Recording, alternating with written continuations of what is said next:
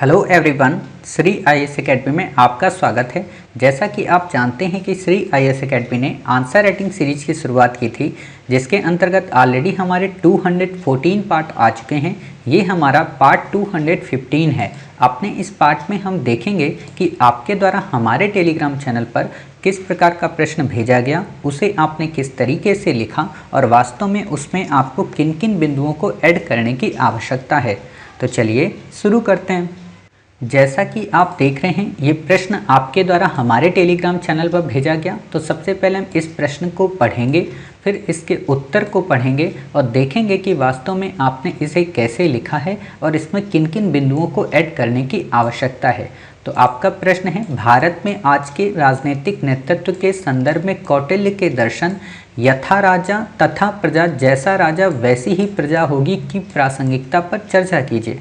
काफ़ी अच्छा प्रश्न है। आपने लिखा है, कौटिल्य कृत अर्थशास्त्र में शासन व शासक के संबंध को दूरदर्शी, दूर में इधर बड़ी ऊ की मात्रा लगेगी, दूरदर्शी रूप में दर्शाया गया है। उनके दर्शन से प्रेरित इस पंक्ति का तात्पर्य, इस पंक्ति यथा राजा तथा प्रजा से तात्पर्य है कि राज्य के लोगों का चरित्र राजा के समान होता है। ठीक है। एक राजा अर्थात शासक में राष्ट्रभक्ति, न्याय, कर्तव्यपरायणता, सहिष्णुता, सहानुभूति, दृढ़तापूर्वक त्वरित निर्णय लेने, ईमानदारी जैसे गुणों का होना राज्य के कल्याण हेतु नितांत आवश्यक है। काफ़ी अच्छा शब्द आपने उपयोग किया। वर्तमान समय में राजा प्रजा द्वारा प्रजा से ही चुने जाते हैं, अतः लोकतांत्रिक शासक के तौर पर राज्य में व्याप्त दुर्गुणों जैसे कि भ्रष्टाचार, भाई भतीजावाद, अपराध, भ्रष्ट राजनीति आदि को दूर करने हेतु प्रेरित करना चाहिए। हालांकि कई मोर्चों पर सरकार इनमें सफल भी रही, जैसे कि सर्जिकल स्ट्राइक द्वारा कुशल नेतृत्व क्षमता का परिचय दिया, संविधान व देश के मूल्य को संजोने का प्रयास किया, सबका साथ सबका विकास जैसे लक्ष्यों के तहत लोकतांत्रिक मूल्यों को बढ़ाया। अपितु वर्तमान परिदृश्य में कुछ ऐसी परिस्थितियां उत्पन्न हुई हैं जो शासक व शासित के चरित्र पर प्रश्न चिन्ह खड़ा किया है, जैसे कोविड-19, यहाँ पे और लिख दीजिए, कोविड जैसे वैश्विक संक्रामक महामारी के दौर में देश के प्रधान सेवक के नेतृत्व में चुनावी रैलियां करना, जो उनके उत्तरदायित्व देश हित की जगह राजनीतिक हित को वरीयता देना, योजनाओं की राजनीति करना आदि जैसे निराशाजनक पक्ष को दर्शाता है। अतः परिस्थितियों की नज़ाकत को समझते हुए शासक व शासित के साथ देश के लिए भी यही हितकर होगा कि वर्तमान परिस्थिति से सीख लेकर आगे की रणनीति तैयार की जाए, ताकि भारत व भारतीय विश्व में अग्रणी बन सकें, तभी भारत का लोकतंत्र सफल सिद्ध हो सकेगा। बहुत ही अच्छा आपने लिखा है। मतलब अगर मैं ये कहूँ कि कम शब्दों में अगर आपने जो बिल्कुल एक तरीके से होता है ना, गुंथित कर दिया, मतलब गागर में सागर आपने भरा है, तो ऐसा ही लिखना चाहिए। देखिए, आप में से जितने भी बच्चे लोग आंसर देख रहे होंगे, तो कोशिश यही करें कि जैसा इन्होंने बिल्कुल एक एक लाइन को बिल्कुल होता है ना कस के गूंथा हुआ है, जैसे आटा होता है, उसको जितना अच्छा आप गूंथेंगे उतनी ही अच्छी रोटियां बनेंगी। तो वही चीज़ इन्होंने किया कि एक एक लाइन, और कहीं से भी ऐसा नहीं लग रहा है कि कोई पैरा टूट रहा है या कहानी में प्रवाह में या भाषा शैली में कोई दिक्कत आ रही, और कम शब्दों में बिना किसी शब्द को एक्सप्लेन किए सारी बातें कह दी गई। मतलब एक तरफ प्रधान सेवक की अच्छाई की बातें कह दी गई, तो वहीं पे जाते हुए बिल्कुल सहजतापूर्वक ये भी कह दिया गया कि इतनी सारी इनमें कमियां हैं, और कमियों के बाद जाते हुए ये भी बता दिया गया कि इन कमियों को दूर करने से क्या फ़ायदा हो सकता है। ऐसा ही आंसर आपको लिखना है, बिल्कुल सधा हुआ। एक और बात, आपने जो आज इसमें नए नए शब्दों का उपयोग किया है वो मुझे काफ़ी अच्छा लगा। अच्छा इसलिए लगा क्योंकि आपने इससे दो चीज़ें प्रमाणित होती हैं कि आप प्रीवियस बच्चों के आंसर भी पढ़ रही होंगी या सुन रही होंगी। क्यों? क्योंकि आपको याद होगा कि मैंने एक स्टूडेंट्स का आंसर चेक किया था, तो उन्होंने कोविड-19 के टॉपिक में एक वर्ड यूज किया था, नितांत, जिसमें मैंने काफ़ी तारीफ भी की थी। बायोपायरेसी वर्ड यूज किया था, तो उसी नितांत को आपने यहाँ पे यूज किया। यही होती है मौलिकता और यही होती है स्किल। आप किसी और से देखकर सीखते हैं, इम्पोर्टेंट नहीं है, इम्पोर्टेंट है आप उस स्किल का उपयोग कर पाते हैं, और वो आपने यहाँ किया। तो ऐसा ही आपको करना होगा। एक और बात, आपने यहाँ पे एक नया शब्द और डाल दिया। देखिए, वहाँ पे आपने एक शब्द चुराया, कहीं से चोरी की, ठीक है, लेकिन दूसरा अपना मौलिक बना दिया। इसी को कहते हैं कि जब आप कहीं से कोई चीज़ चोरी करते हैं ना, तो अपने आप एक मन में आ जाता है कि नहीं ठीक है, हमने वहाँ से 1 रुपये की टॉफ़ी चुराई है, तो एक काम करते हैं 2 रुपये कमा के भी तो दिखाएं। वही आपने यहाँ किया कि आपने नज़ाकत जो उर्दू का वर्ड है उसे यहाँ पे आपने ऐड कर दिया। और एक और बात बताएं, हिंदी तब ज़्यादा अच्छी हो जाती है जब इसमें उर्दू फारसी का मिक्सअप आप कर देते हैं, ठीक है। तो इन चीज़ों को आप करा करिए। काफ़ी अच्छा आपने उत्तर लिखा है, बस ये है कि थोड़ा इन शब्दों को अब छोटा करिए, ठीक है। मतलब ये जो शब्द आपने काफ़ी बड़े बड़े लिखे ना, इन शब्दों को छोटा कर दीजिए। अब प्रश्न आता है कि क्या सर इसमें और कोई कमेंट नहीं है? बिल्कुल ही है, सर्वश्रेष्ठ है। तो देखिए, मैं कभी ये नहीं कहता हूँ कि किसी का उत्तर सर्वश्रेष्ठ है, मैं उस समय और उस पर्सन को देखकर, क्योंकि होता ही है ना कि जो, अब एक बात बताइए, कोई विकलांग व्यक्ति है, ठीक है, जो दिव्यांग है, कल से अगर वो चलने लगे तो हम तो बहुत तारीफ करेंगे, अरे वाह तुम चलने लगे, बहुत अच्छी बात है, ईश्वर का शुक्रिया, ठीक। और अगर कोई व्यक्ति रोज चलता है तो उसकी हम तारीफ थोड़ा ना करेंगे, उसकी तारीफ तो तब करेंगे जब वो उसेन बोल्ट बन जाएगा, समझ गए। तो वही चीज़ है कि अभी आप लोग लिख रहे हो, तो लिखने के फर्स्ट स्टेज पे हो, तो फर्स्ट स्टेज पे जो तारीफ बनती है कि इतनी कम समय में 2 से 3 आंसर लिखने के बाद इतनी परिपक्व अवस्था में आप आ गए या आ गई, तो इसकी हम आपकी तारीफ करते हैं। अभी इससे हमें और ऊपर आपको ले जाना है और आपको टॉप कराना है, ठीक है। और अगर आप लोग ऐसे ही लिखते रहे तो एक कॉपी में लिख लीजिएगा कि टॉप 10 में हिंदी मीडियम का रिजल्ट आप लोग दे सकते हैं, क्योंकि इतनी बेहतरीन आंसर राइटिंग आप सीख जाएंगे तब तक कि आपको खुद ही नहीं यकीन होगा कि हम इतना अच्छा लिख लेते हैं। बस लिखते रहना है, मतलब ओवर कॉन्फिडेंस भी नहीं आने देना है और मेहनत नित्य करनी है, ठीक। अब आप कर क्या सकती हैं अपने इस आंसर को और अच्छा बनाने के लिए? तो जब आप छोटे छोटे शब्द लिखेंगे ना, तो इस लाइन और इस लाइन के मध्य में गैप हो जाएगा। तो जब गैप हो जाएगा तो आप क्या कर सकती हैं, यहाँ पे जो आपके इम्पॉर्टेंट वर्ड हैं उनको हाईलाइट कर दें। हाईलाइट करने से क्या होता है कि एग्जामिनर को केवल वही दिखता है जो आप दिखाना चाहते हैं। जैसे आपने देखा होगा कई बार क्या करती हैं लड़कियां, अपने सारे बाल बांध लेती हैं, ठीक है, सारे बाल को जूड़े से बांध लेती हैं, ठीक, लेकिन कुछ बाल अपने खुले रखती हैं, खासतौर पर आगे के हेयर, और वो बार बार लटकते रहते हैं, तो सबकी नज़र उन्हीं बालों पे जाती है, ठीक है। जैसे कुछ बच्चों को आपने देखा होगा, लड़कों को क्या करते हैं वो कि एप्पल का आईफोन लेंगे, एप्पल के आईफोन को जेब में नीचे वाली में नहीं डालेंगे, ऊपर वाली जेब में रखेंगे।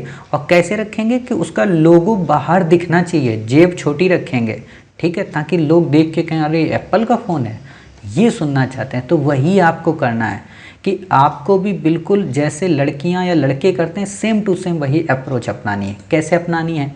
आप यहाँ पे जैसे कौटिल्यकृत अर्थशास्त्र है तो आप यहाँ कौटिल्य को अंडरलाइन करें, अर्थशास्त्र को अंडरलाइन करें, ठीक है, इतना कर लिया। फिर यहाँ पे यथा राजा तथा प्रजा को अंडरलाइन कर लें, क्लियर। फिर आप यहाँ पे क्या करें, इन वर्डों को राष्ट्रभक्ति, न्याय, कर्तव्य परायणता, सहिष्णुता, सहानुभूति, दृढ़तापूर्वक, ठीक है, ईमानदारी, ये जो आप वर्ड ऐड करते हैं, इससे अब क्या दिख रहा है आप ही देखो खुद ही, क्या आपको ये लाइनें दिख रही हैं? नहीं दिख रही होंगी। आपको क्या दिख रहा होगा सबसे ज़्यादा? कौटिल्य दिख रहा होगा, अर्थशास्त्र दिख रहा होगा, यथा राजा तथा प्रजा, न्याय, राष्ट्रभक्ति, कर्तव्यपरायणता, सहिष्णुता, सहानुभूति, दृढ़तापूर्वक, ईमानदारी, और यही तो हमें दिखाना है उसको। यानी कि ये जब हम कर देते हैं ना तो एग्जामिनर को कम मिनट में ज़्यादा आंसर पढ़ने का मौका दे देते हैं। और एक बात बताइए, एग्जामिनर जो कॉपी चेक करता है उसको तो पैसे मिलते हैं ना एक कॉपी चेक करने के, और अगर आपने उसकी पैसे बढ़ा दिए, देखो बात अलग है कि उसको 100 रुपये मिलते हैं कि 50 रुपये मिलते हैं कि 5000 मिलते हैं, हालांकि उसकी पेमेंट वैसे भी बहुत ज़्यादा होती है, लेकिन वो 100 रुपये तो बहुत इंपॉर्टेंट होते हैं ना। सपोज़ करो आपने अपने 20 आंसर में सब में अंडरलाइन कर दी, और वो किसी अन्य बच्चे की कॉपी चेक करने में 20 आंसर को अगर कुछ नहीं तो 200 मिनट लेता है, ठीक है, और आपने अगर उसके 200 मिनट की जगह केवल 100 मिनट में ही अपनी कॉपी चेक करवा ली, तो आप बताइए, एक तो उसके 100 मिनट बच गए, यानी कि वो आगे 100 मिनट की और कॉपी किसी की चेक कर सकता है एक्स्ट्रा, यानी कि उसको पैसे और एक्स्ट्रा मिल सकते हैं। सोचो 10 आंसर आपने उसके और बचा दिए, तो 10 आंसर के उसके अगर कुछ नहीं होंगे तो 1000 रुपये उसको प्रॉफिट हो गया। अगर 1000 उसको प्रॉफिट हो गया तो 10 नंबर वो आपको लास्ट में इंसेंटिव में दे देगा। और आपको पता होना चाहिए यूपीएससी में एक तरीका होता है कॉपी चेक करने का, कि जैसे आपकी ये सारी कॉपियाँ वो चेक करेगा, ये 10 नंबर का मान लो आंसर है तो इसमें आपको 6 नंबर दे देगा यहाँ पे, ठीक है, ध्यान देना, यहाँ 6 नंबर देगा, आगे 6 नंबर देगा, 5 number, 6 number, 5 number, total last में अगर मान लीजिए आपका आया है 125 250 में, ठीक है, तो ये तो आपको टोटल दिया था उसने नंबर। अगर आप में ये अंडरलाइन होंगी, आप में अगर ये लाइनें दोनों तरफ हालांकि उसमें तो खिंची होती हैं, शब्दों की दूरियां आपस में होंगी, शब्द लिमिट अगर आपकी होगी और आपने उसके समय को काफ़ी ज़्यादा बचा दिया, काफ़ी ज़्यादा काटा पीटी आपने नहीं की, एरर नहीं किया ज़्यादा, हिंदी अच्छी की, तो आपको 25 नंबर इंसेंटिव के रूप में देता है अलग से। ये पता होना चाहिए आप लोगों को।